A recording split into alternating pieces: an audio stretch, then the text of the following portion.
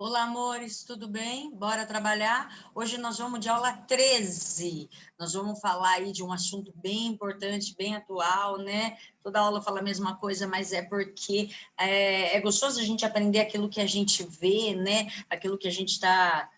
ainda que às vezes não seja tão legal, mas aí a gente aprende novas soluções e a gente entende aquilo que está acontecendo com o nosso ambiente. Isso é bem bacana. Então, hoje, a aula de número 13 aí, do caderno de vocês, tá bom? Nós vamos falar da fragmentação das florestas, tá? Então, nós vamos falar de fragmentação florestal e a solução que seria a construção, né, de corredores ecológicos. O que é isso, hein, Elaine? O que seria isso? Então, nós vamos entender como isso funciona. Então, você vai lá para a sua apostila 2, aula de número 13, e o título da aula é esse aí. Abre lá e vai seguindo, vai fazendo anotações, que o nosso trabalho hoje é esse aí. Muito bem. Quando a gente fala de fragmentação de florestas, né, isso hoje está sendo muito comum, acontece bastante. A fragmentação ela vai ocorrer, fragmentação é eu quebrar uma coisa que é um todo e fragmentar em pedaços, ok? Então, a fragmentação, ela acaba ocorrendo por causa do desmatamento. Então, quando se destrói uma área florestal, se tem por meio dessa destruição, desse desmatamento, a fragmentação do meu todo. Às vezes, essa fragmentação é só de um pedaço, às vezes é de quase todo o trecho original mesmo, tá bom? Esses pedaços que vão sendo formados por meio dessa destruição, desse desmatamento, dessa intervenção, a gente chama de fragmentos florestais, tá? E por que isso acontece, né? A fragmentação, ela pode ser de causa natural, então, ela pode ocorrer por causa de um incêndio natural, ou por causa de uma modificação de movimentação do solo, ou uma seca muito grande, daqui a pouquinho eu vou citar todos esses fatores, ou ela pode ser por ação humana, que a gente diz antrópica. Notem a figura, que a gente tem um fragmento de mata, isso é muito comum da gente ver. Então, comecem a observar a partir de agora. A gente tem um fragmento de floresta aqui, ó, e ao redor, o que a gente está vendo nessa imagem? A gente tem a imagem de alguns campos agrícolas, de agricultura. Você vai lá, Elaine, mas não tem jeito, tem que plantar para comer, exato. Então, qual seria a solução para isso? O que a gente pode fazer uma vez que a gente tem que ter alimento? Tá? Qual será a solução para a gente proteger o ambiente? Ou a gente destrói mesmo, não tem consequência, está de boa, vamos destruir, só vamos plantar comida. É isso? Não, não é isso. Então, é isso que a gente vai entender hoje, ok? Essa fragmentação, que a gente chama de natural, essa fragmentação natural, ela pode ocorrer por alterações climáticas, um evento de seca, ou um alagamento, ou uma fenda geológica, pode acontecer, ok?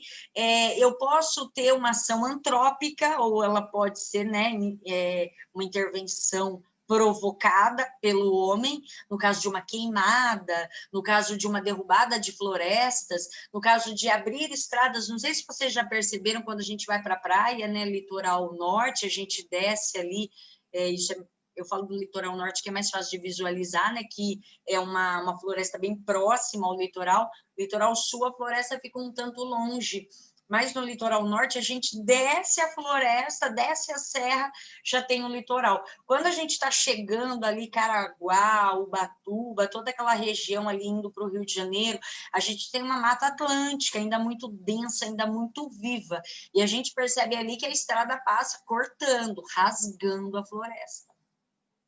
Na última vez que eu fui, eu ainda vi, agora eles estão construindo umas estradas suspensas, assim, não no chão da floresta, mas elas ficam que nem pontes, assim, umas coisas muito doidas, não sei quando vai ficar pronta, vão ficar prontas, mas bem doidas mesmo, que talvez seria uma intervenção menor, tá? Agora, quando eu enfio uma estrada rasgando uma floresta, o que acontece? Meu, muito bicho atropelado, eu acabo isolando um lado do outro, o bicho não consegue atravessar do lado de baixo para o lado de cima. Tá? Quantas vezes a gente não passa na estrada e vê bicho preguiça, macaco atropelado, né? Isso é bem comum. Então, construção de barragens hidrelétricas, quando a gente vai construir uma barragem hidrelétrica, um impacto que a gente não tem, né? A gente precisa de uma área alagada para construir a barragem, então a gente tem uma modificação muito grande, eu preciso saber lidar com esse ambiente, salvar alguns animais antes de alagar essa área, colocar esses animais num ambiente muito semelhante ao que ele está acostumado a viver, não separar famílias. Então, tem alguns cuidados aí, ok? Então, lembra que a fragmentação pode ser natural, o próprio ambiente pode gerar a fragmentação, mas ela pode ser acelerada e induzida, no caso das ações antrópicas, que ocorrem demais. Qual é o problema, né, de fragmentar? O problema de eu não ter um pedação de terra, mas sim fragmentos isolados, primeiro, eu vou isolar essas populações. Quando eu isolo as populações de um fragmento A, de um fragmento B, de um fragmento C, o que acontece? O número de indivíduos em cada fragmento, ele é menor. Então, começa, depois de um tempo, a haver cruzamentos entre esses mesmos indivíduos. E lembra que parente com parente cruzando, começa a haver erro genético, começa a dar problema. Tá? Então, esses problemas genéticos da diminuição, né, da variabilidade genética causados por o que a gente chama de cruzamentos parentais ou endocruzamentos, são cruzamentos que podem, em um futuro, não muito longe, gerar o quê? A extinção da espécie, porque eu não tenho variabilidade genética. Então, essa redução da variabilidade genética, ela é complicada. Tá? Então, eu preciso ter uma diversidade, eu preciso de vários indivíduos diferentes cruzando entre si. Então, o isolamento das populações gera uma diferenciação genética muito baixa, porque começa todo mundo a cruzar entre si. Então, a redução dessa área reduz o número de indivíduos de cada população.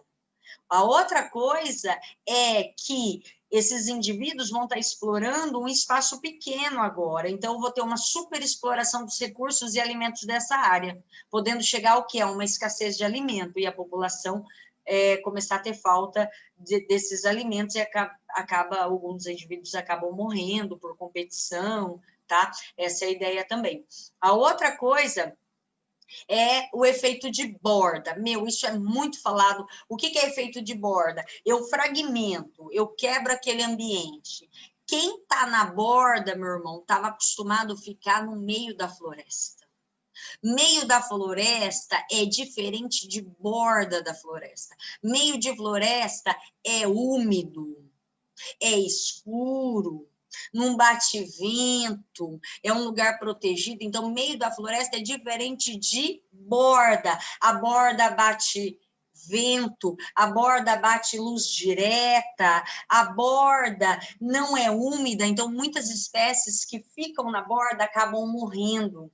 E a borda, ela acaba o quê? Ela acaba ficando como uma área aberta para a chegada de espécies de fora, por meio de sementes, por meio de esporos, animais que trazem, e algumas dessas espécies exóticas, que a gente já viu esse termo, acabam sendo o quê? Pragas que vão competir com essas espécies nativas. Então, o efeito de borda, ele é muito grave, e dependendo do meu tipo de fragmento, se o meu fragmento ele é muito extenso, a borda é maior, então essa borda, ela tem um avanço significativo para o interior da floresta.